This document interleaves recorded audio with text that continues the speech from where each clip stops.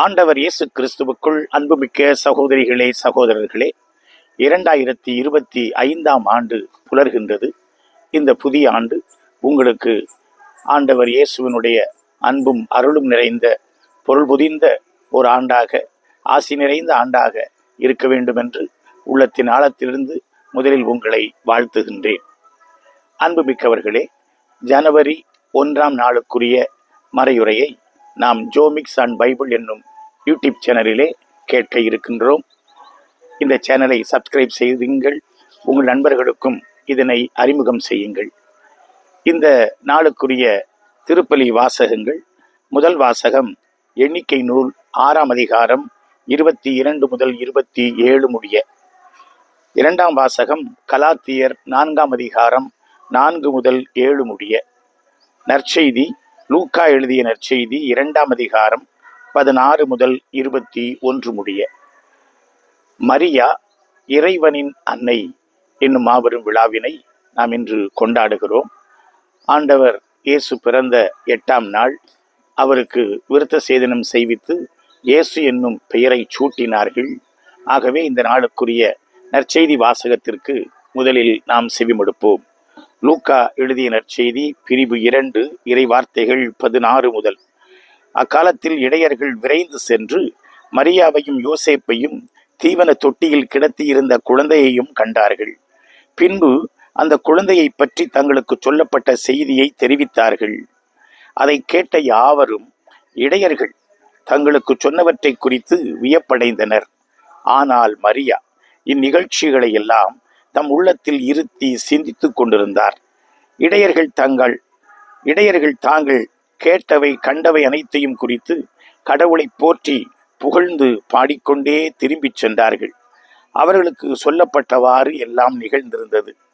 குழந்தைக்கு விருத்த சேதனம் செய்ய வேண்டிய 8ஆம் நாள் வந்தது. தாயின் வயிற்றில் உருவாக முன்பே வானதூதர் சொல்லி இருந்தவாறு அதற்கு இயேசு என்று பெயரிட்டார்கள். ஆண்டவரின் அருள்வாக்கு. கிறிஸ்து வழங்கும் நற்செய்தி. ஐநா சபை இந்த நாளை உலக அமைதி நாள் என்று கொண்டாடுகிறது. உலகத்திலே எங்கும் அமைதி இல்லை. எந்த நாட்டிலும் ஒரு மன நிறைவு, பூரணம் இல்லை. எல்லா இடத்திலும் குழப்பம், சண்டை, வன்முறை, இன்னும் பல வகையான போராட்டங்கள் நடந்து கொண்டிருக்கின்றன. இப்படிப்பட்ட சூழலிலே இந்த பூமிப்பந்து இந்த 2025ஆம் ஆண்டிலாவது அமைதியை அது பெற்றுக்கொள்ள வேண்டும் என்று இந்த உலகத்திற்காக, இங்கு வாழும் மானிடருக்காக, உலக அமைதிக்காக உழைக்கும் நல்லெண்ணம் கொண்ட அனைத்து தலைவர்களுக்காக நாம் வேண்டுவோம், தலை வணங்குவோம். நாம் ஒவ்வொருவரும் அமைதியின் தூதுவராய், அமைதியின் கருவியாய் நாம் செயல்படுவோம். நாம் இருக்கிற இடங்களிலே நம்மால் பிரச்சனை இருக்கக்கூடாது, என்னால் ஒரு பிரச்சனை கூடக்கூடாது. நான் அமைதியின் கருவியாய் இருக்கிறேனா, அமைதியின் தூதுவனாய் இருக்கிறேனா என்பதனை நாம் உள்ளத்தில் உறுதி செய்து கொள்வோமே என்றால் உண்மையிலேயே இந்த ஆண்டு நாம் வாழுகிற இடத்திலே அமைதி மலர்கிற ஒரு ஆண்டாக இருக்கும். அன்புமிக்கவர்களே, திருத்தந்தை பிரான்சிஸ் அவர்கள் ஏற்கனவே தயாரிப்புடன் இந்த 2025ஆம் ஆண்டினை அணுக நமக்கு ஏற்பாடு செய்துள்ளார்கள். இயேசு கிறிஸ்து பிறந்த 2025ஆம் ஆண்டு இது யூபிலி ஆண்டு. இது எதிர்நோக்கின் திருப்பயணிகளாக நாம் வழிநடக்கின்ற நம்பிக்கையின் ஆண்டு. ஆகவே ஆண்டவராகிய இயேசு கிறிஸ்து நமக்காக மீட்பராக வந்துள்ளதை நாம் வாழ்ந்து அதை பிறருக்கும் பறைசாற்றுகின்ற ஒரு ஆண்டாக இந்த ஆண்டு அமைவதாக. மகிழ்ச்சி எங்கனும் மலர்வதாக, அமைதி எங்கனும் நிலை நிற்பதாக. இந்த ஆண்டிலே எல்லா வளங்களும் எல்லாரையும் வந்து சேருவதாக. ஆகவே நாம் இந்த ஆண்டிலே மகிழ்ந்திருப்போம். மகிழ்ச்சி நம்முடைய உள்ளத்திலே நன்றிப்பண் இசைக்க வைக்கிறது. ஆண்டவருக்கு நன்றி செலுத்துங்கள், ஏனெனில் அவர் நல்லவர் என்று திருப்பாடல் சொல்லுகிறது. எப்பொழுதும் நீங்கள் ஆண்டவரிடத்தில் மன்றாடுங்கள், இடைவிடாது மன்றாடுங்கள், ஆண்டவருக்கு நன்றி சொல்லுங்கள் என்று பவுலடியார் நமக்கு சொல்லி தருகிறார். ஆகவே நன்றி சொல்ல வேண்டியது நம்முடைய கடமை. இயேசு கிறிஸ்து பிறந்த இந்த 2025ஆம் ஆண்டை நாம் காணுமாறு நமக்கு உயிர் வாழ்வு தந்திருக்கிற, நமக்கு திறமைகள், தாளந்துகள், கொடைகள், நன்மைகள் பொழிந்திருக்கிற ஆண்டவருக்கு நாம் வாருங்கள் நன்றி சொல்வோம். அந்த இயேசுவை, நமக்காக மண்ணில் வந்து பிறந்திருக்கிற அந்த குழந்தை இயேசுவை வாருங்கள் இந்த நாளில் நாம் ஆராதிப்போம். அந்த இயேசுடைய விழுமியங்களை உள்ளத்தில் நாம் இருத்துவோம். அந்த இயேசுவை பிறரும் அறிந்து கொள்ளும்படியாக நம்முடைய வாழ்வின் மூலமாக, நம்முடைய நற்பணிகள் மூலமாக, இறையாட்சி விழுமியங்கள் மூலமாக பிறருக்கு நாம் பறைசாற்றுவோம். இப்படியாக இந்த நாள் சிறப்பான ஒரு நாளாக அமைகிறது. மேலும் திரு அவை இந்த ஜனவரி 1ஆம் நாளை கன்னி மரியா இறைவனின் தாய் என்கிற ஒரு விழாவாக கொண்டாட அழைப்பு விடுக்கிறது.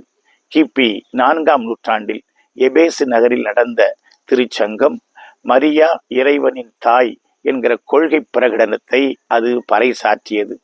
அது முதல் மரியா இறைவனின் தாய் என்று நாம் கொண்டாடி வருகிறோம். அதை இந்த ஜனவரி 1ஆம் தேதி விழா எடுத்து நாம் கொண்டாடுகின்றோம். சிலுவையின் அடியில் இதோ உன் மகன் என்று யோவானிடத்திலே மரியாளை ஆண்டவர் ஒப்படைத்தார். இதோ உன் தாய் என்று மரியாவிடத்திலே யோவானை ஒப்படைத்தார். அந்த இயேசுனுடைய இறப்பு உயிர்ப்புக்கு பிறகு யோவான் அங்கிருந்து புறப்பட்டு எபேசு நகரத்திற்கு சென்று அங்கே தங்கி இருந்தார். அங்கே மரியாளோடு வாழ்ந்தார்.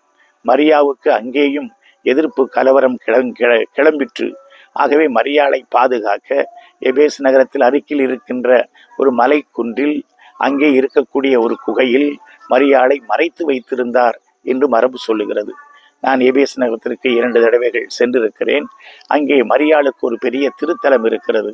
மரியாள் அந்த எபேசு நகரத்தில் தான் நீழ்துயில் கொண்டார் என்று அங்கே இருக்கிறவர்கள் நம்புகிறார்கள். இன்றைக்கு அந்த திருத்தலத்திற்கு மிக அதிகமாக இஸ்லாமிய சகோதர சகோதரிகள் வந்து சென்று மரியாளுக்கு வணக்கம் செலுத்துகிறார்கள். எபேசு நகரத்தில் இருக்கிற திருத்தலத்திலே அரபிக்கு மொழியில்தான் அனைத்து வசனங்களும் எழுதி போடப்பட்டிருக்கின்றன. விவிலியத்தில் சொல்லப்பட்டிருப்பதை விட திருக்குர்ஆன் மிக அதிகமாக மரியாளை போற்றுகிறது. ஏனென்றால் திருக்குர்ஆனில் நபிகள் நாயகத்தினுடைய மனைவியர் பெயரோ, பிள்ளைகள் பெயரோ, உறவில் இருக்கக்கூடிய பெண்கள் எவருடைய பெயரோ இடம்பெறவில்லை. திருக்குர்ஆனில் இடம்பெற்றிருக்கிற ஒரே பெண்மணியினுடைய பெயர் கன்னி மரியாவின் பெயர்தான். 31ஆம் அதிகாரம் முழுக்க முழுக்க மரியாளின் பெருமைகளை, மரியாள் ஈந்தெடுத்த ஈசா எனப்படுகின்ற இயேசுனுடைய பெருமைகளை அது நமக்கு எடுத்து சொல்லி தருகிறது. அவ்வாறு இஸ்லாமிய சகோதர சகோதரிகளும் போற்றி வணங்குகின்ற மரியன்னையினுடைய பெருமைகளை நாம் சொல்லிக்கொண்டே இருக்கலாம். இவ்வாறு இயேசுவை ஈன்றெடுத்த தாய் மரியா எபேஸ் நகரத்திலே வாழ்ந்து அங்கே நீழ்துயில் கொண்ட காரணத்தினால் அங்கே மரியாள் வணக்கம் என்பது தொடக்கம் முதலே மலர்ந்து வளர்ந்திருக்கிறது. ஆகவேதான் 4ஆம் நூற்றாண்டின் தொடக்கத்திலே அங்கு கூடிய எபேசு சங்கம் இந்த மரியாள் பற்றிய மிக முக்கியமான ஒரு கோட்பாட்டை அது பிரகடனம் செய்கிறது. மரியா இறைவனின் அன்னை என்கின்ற அந்த ஒரு கோட்பாடு. இது தப்பறை கொள்கைகளுக்கு எதிராக மரியாளுக்கு கொடுக்கப்பட்ட ஒரு சிறந்த அடைமொழி. அவ்வளவுதான். நாம் இதை சரியாக புரிந்து கொள்ளுதல் வேண்டும். இயேசு கடவுள்தான், அவர் மனிதர் இல்லை. அவர் மனித உருவில் தோன்றியிருக்கிறார் என்று சொல்லி தப்பறை கொள்கைகள் இருந்தன. இல்லை இல்லை, இயேசு முழுக்க முழுக்க கடவுள், இயேசு முழுக்க முழுக்க மனிதர்.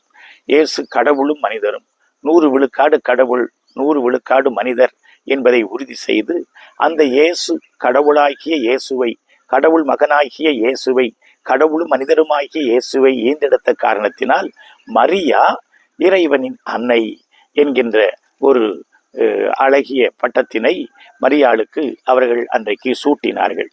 இது அந்த சங்கம் சூட்டியதால் மரியாளுக்கு கொடுத்த பெருமை என்று நாம் சொல்லிவிட முடியாது.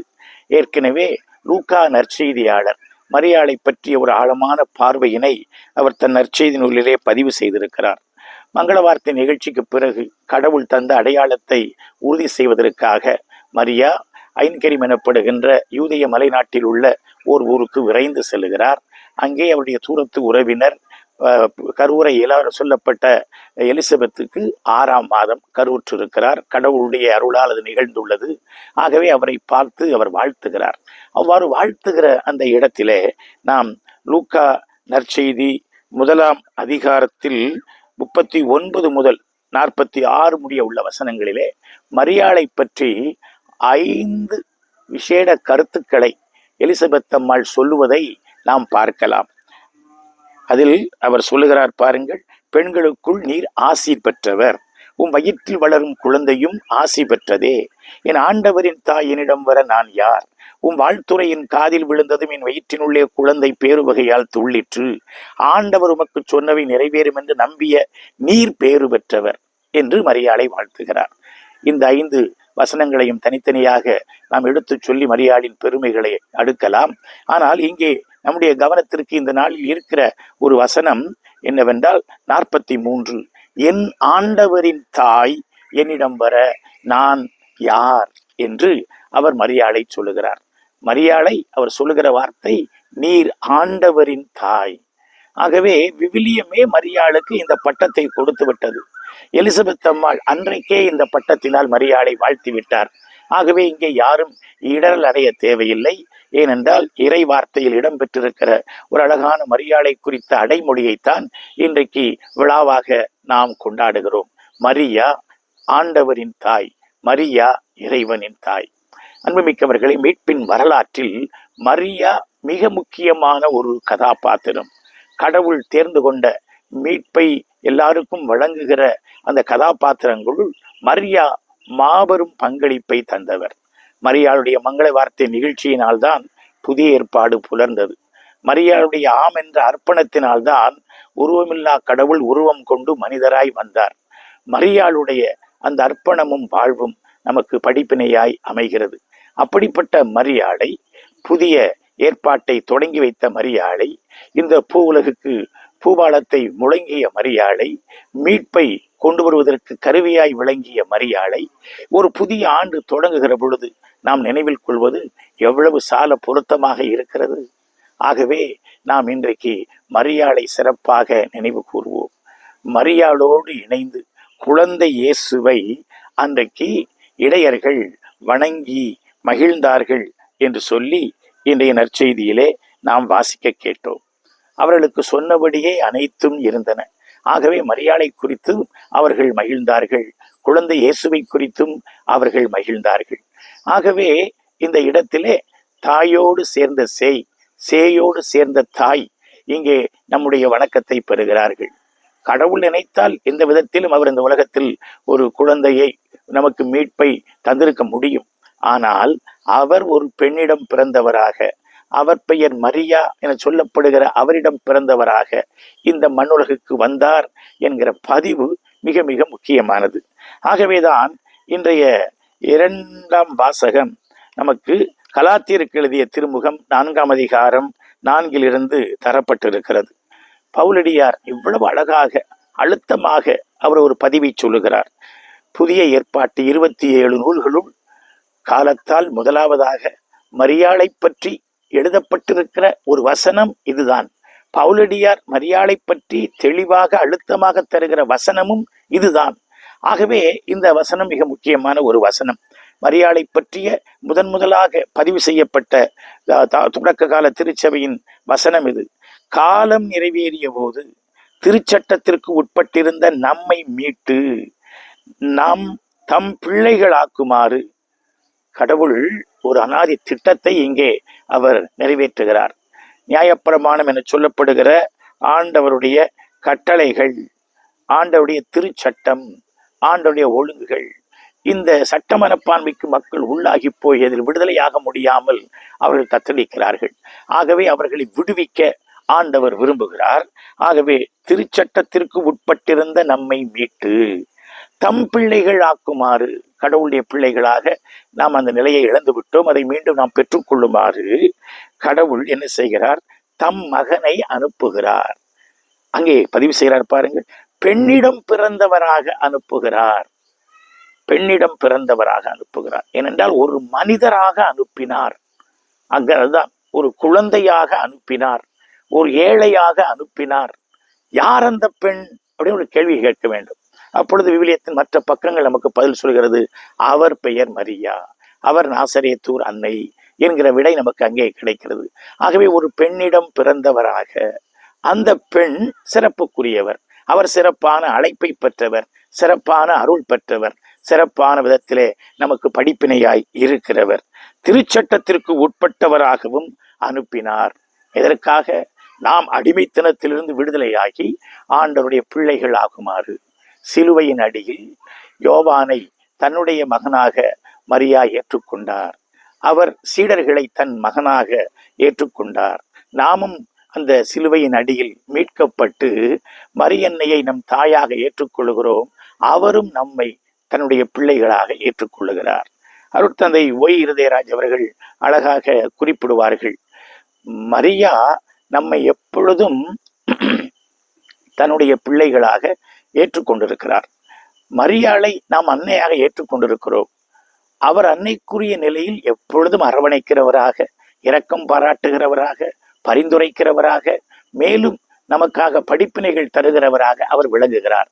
ஆனால் நாம் பிள்ளைகளுக்குரிய நிலையில் இருக்கிறோமா என்பதுதான் அங்கே கேள்வி என்று அவர் குறிப்பிடுவார். இந்த இடம் அதைத்தான் சொல்லுகிறது. நீங்கள் கடவுளின் பிள்ளைகளாய் இருப்பதால் நீங்கள் ஆவியை பெற்றுக்கொண்டு ஆவிக்குரிய விதத்தில் இருங்கள் என்று அவர் அழகாக குறிப்பிடுகிறார். ஆகவே நாம் மரியன்னையினுடைய பிள்ளைகளாக, மீட்பை பெற்றவர்களாக இந்த ஆண்டு முழுவதும் இருக்க மரியன்னையை உற்று பார்ப்போம், அவருடைய பரிந்துரையை கேட்போம், அவருடைய படிப்பினைகளை நாம் நம்முடைய வாழ்வாக்குவோம். நாம் இன்று ஜனவரி மாதம் 1ஆம் நாள் ஒரு புதிய வாழ்வினை நாம் இங்கே தொடங்குகின்றோம். ஒரு புதிய ஆண்டினை நாம் தொடங்குகின்றோம்.